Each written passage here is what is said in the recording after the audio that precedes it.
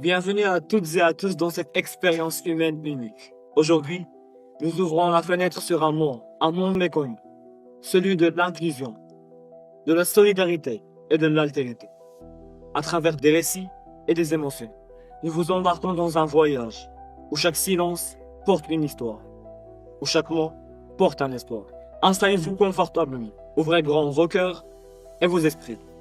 Vous écoutez la symphonie des silences. La citoyenneté est un idéal façonné par les valeurs de justice, d'égalité et de solidarité. Pourtant, cette promesse universelle demeure pour certains un mirage inaccessible. Aujourd'hui, nous posons une question essentielle. Qu'est-ce qu'un enfant autiste peut comprendre de la citoyenneté? Dans une société qui érige la norme en repère absolu, les enfants autistes trouvent-ils leur place? Ou sont-ils relégués aux marges d'un système qui peine encore à les accueillir? Pour répondre, nous donnons la parole à ceux que l'on entend malheureusement trop peu. Écoutons-les, comprenons-les. Merci infiniment d'avoir accepté notre invitation. Je m'appelle Firdaus. Le monde parle trop et moi, je parle autrement. Je suis une enfant marocaine, porteuse d'une particularité qui colore mon existence. Je suis autiste. Vous vous demandez peut-être que peut comprendre un enfant autiste de la citoyenneté. La citoyenneté, ce n'est pas seulement une question de droit ou de devoir, mais une question de reconnaissance et de respect dans une société qui me valorise dans ma différence. Permettez-moi d'ajouter que cette conception de la citoyenneté, bien qu'universelle, appelle à une mise en pratique. L'inclusion scolaire des enfants autistes favorise leur droit à l'éducation et enseigne aux autres élèves les valeurs de tolérance et de diversité. Étant dit, la citoyenneté au Maroc est-elle pleinement réalisée?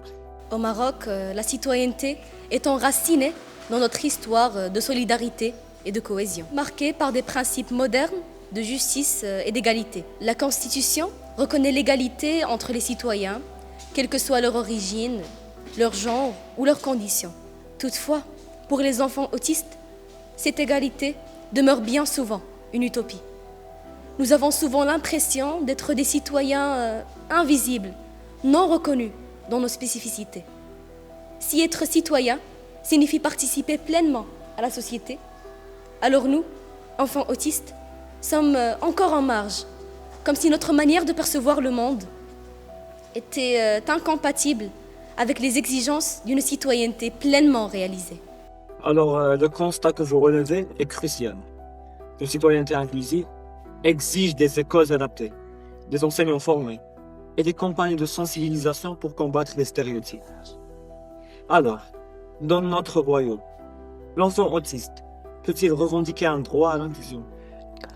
La citoyenneté repose sur un socle d'équité. Or, dans le contexte marocain, la réalité s'éloigne de cet idéal pour les enfants autistes. L'exclusion est omniprésente dans les sphères sociales, éducatives et culturelles. Considérant l'exemple de l'école, nombre d'établissements ne sont pas adaptés à accueillir des enfants autistes.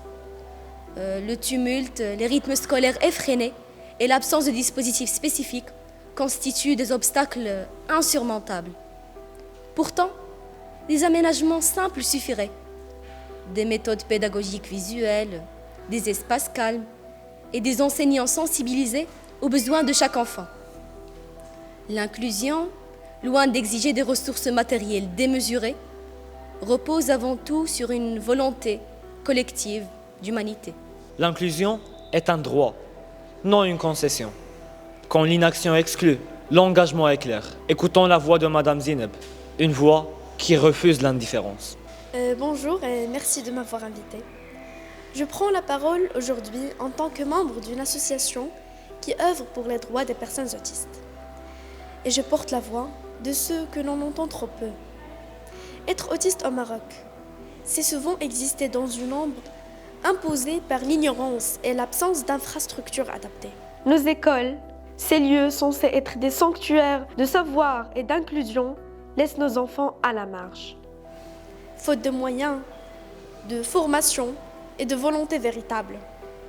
Pourtant, des solutions existent, sensibilisant nos enseignants à l'autisme. Dotons-les des outils pédagogiques adaptés. Créons des espaces calmes dans chaque établissement.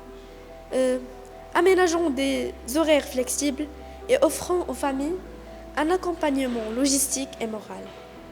Ce ne sont pas des rêves, mais des réalités atteignables, avec un engagement sincère. Ensemble, donnons à chaque enfant autiste la place qui lui revient dans le système éducatif et au-delà dans notre société. Car c'est en honorant la différence que nous bâtirons un Maroc plus juste et plus humain. Merci, Madame Zineb. Aucune détresse n'égale à celle d'une mère face à l'injustice. Son combat est celui de la dignité. Écoutons son cri silencieux. Merci beaucoup de m'avoir accueilli. Je suis une mère qui porte dans son cœur une force infinie, mais aussi une douleur silencieuse. Mon enfant est un autiste, un être d'une sensibilité et d'une pureté inégalée. Mais dans ce monde, sa différence est trop souvent perçue comme une barrière. Chaque matin, je l'accompagne à l'école avec une angoisse que seuls les parents d'un enfant comme le mien peuvent comprendre. Je me demande si, aujourd'hui encore, il sera rejeté, incompris ou laissé de côté. Les salles de classe, rigides, ne lui sont pas adaptées. Et les enseignants, bien que dévoués, manquent souvent d'outils nécessaires pour répondre à ses besoins.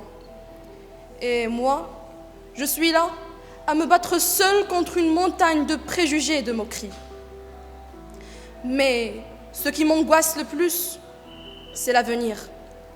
Que deviendra-t-il dans une société qui ne lui fait pas de place? Qui tiendra sa main quand je ne serai plus là? Mon seul souhait est simple, mais immense. Qu'on lui offre une chance d'apprendre, de s'épanouir, de contribuer à ce monde. Car je sais, au plus profond de moi, qu'il a tant à offrir. Je vous implore, regardez au-delà des diagnostics et des différences. Vous voyez, l'enfant est le futur citoyen. Et aidez-nous à bâtir un Maroc où chaque enfant, quel qu'il soit, trouve enfin sa place. Alors, ce témoignage est bouleversant et reflète la réalité de nombreuses familles. Offrir une chance aux enfants autistes, c'est également soutenir leurs parents, qui se battent quotidiennement pour leur inclusion. Alors, selon vous, la citoyenneté est-elle un simple droit ou une responsabilité éthique? La citoyenneté, dans sa dimension la plus profonde, n'est pas seulement un droit légal, mais un engagement éthique envers l'autre, en particulier celui qui est différent. Emmanuel Levinas, un philosophe du XXe siècle, affirmait que la véritable citoyenneté commence là où l'autre, celui que l'on ne comprend pas, trouve sa place. La citoyenneté, selon Levinas, exige une responsabilité envers l'autre, et cela passe par l'acceptation de sa différence. Appliqué à l'enfant autiste, cela signifie qu'au lieu de chercher à adapter l'enfant à la société, nous devrions chercher à comprendre et à reconnaître ce qu'il peut apporter à la société. Si nous croyons que la citoyenneté consiste à participer à la vie collective, alors l'enfant autiste doit avoir les moyens de participer à son tour selon sa propre vision du monde. Parfait. Quels défis et solutions pour une citoyenneté inclusive? La citoyenneté, pour atteindre sa plénitude, doit embrasser tous ses membres, sans exception. Être citoyen, ce n'est pas seulement exercer ses droits, mais être respecté et reconnu dans sa différence. C'est pourquoi, en tant qu'enfant autiste, je vous exhorte à me permettre de devenir une citoyenne à part entière. Écoutez-moi, comprenez-moi et offrez-moi les moyens de contribuer à un Maroc plus juste et plus inclusif. Vous avez parfaitement résumé l'enjeu. C'est en valorisant chaque singularité que nous bâtirons un avenir collectif plus fort. La citoyenneté n'est pas une abstraction, elle est un combat. Refuser l'inclusion des enfants autistes, c'est appauvrir notre richesse collective. Accepter de déconstruire les préjugés, c'est œuvrer pour un Maroc plus juste. Et moi, ai-je le droit d'être là? Le Maroc de demain pourra-t-il encore se dire juste s'il ne tend pas la main à tous ses enfants? Et vous qui écoutez ce message, serez-vous de ceux qui ferment les yeux ou ceux qui ouvrent les portes? L'histoire ne jugera pas nos mots, mais nos actes.